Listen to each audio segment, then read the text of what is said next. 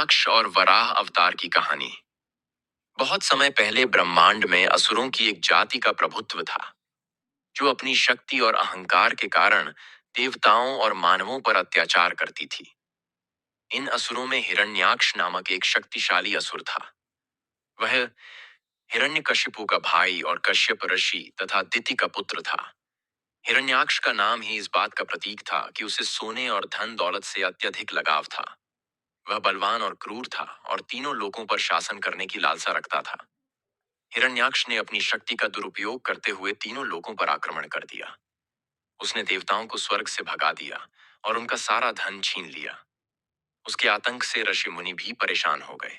उसकी क्रूरता इतनी बढ़ गई कि उसने मानवों को अपने लिए बलि चढ़ाने पर मजबूर कर दिया।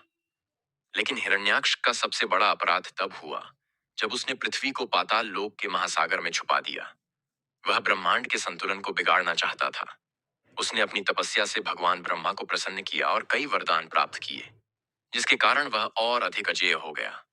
हिरण्याक्ष को विश्वास था कि अब कोई भी उसे पराजित नहीं कर सकता। हिरण्याक्ष ने अपने पराक्रम के बल पर पृथ्वी को अपने कब्जे में कर लिया और उसे जलमग्न कर दिया। उसने पृथ्वी को एक विशाल समुद्र के गर्भ में छुपा दिया, जिससे सभी जीव संकट में पड़ गए। ब्रह्मांड में हाहाकार मच गया।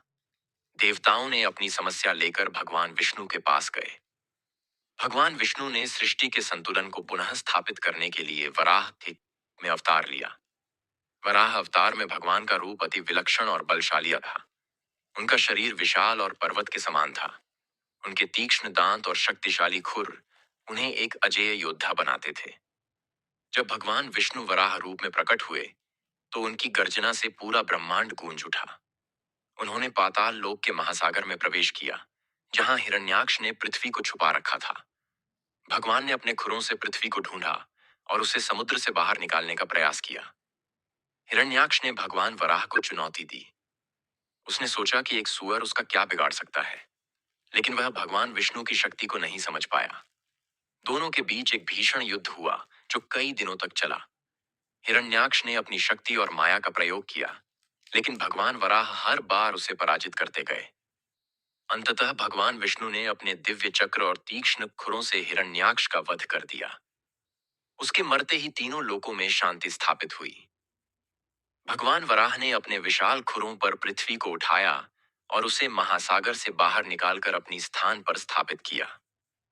इस प्रकार भगवान विष्णु ने न केवल पृथ्वी को बचाया, बल्कि तीनों लोकों को हिरण्याक्ष के आतंक से मुक्त किया। उपसंहार। हिरण्याक्ष का वध और वराह अवतार यह संदेश देते हैं कि जब जब संसार में अधर्म बढ़ता है और धर्म संकट में पड़ता है, तब तब भगवान विष्णु अवतार लेकर सृष्टि की रक्षा करते हैं। यह कथा यह भी सिखाती है कि अहंकार और अधर्म का अंत निश्चित है। यह कहानी धर्म, साहस और भगवान की कृपा का प्रतीक है।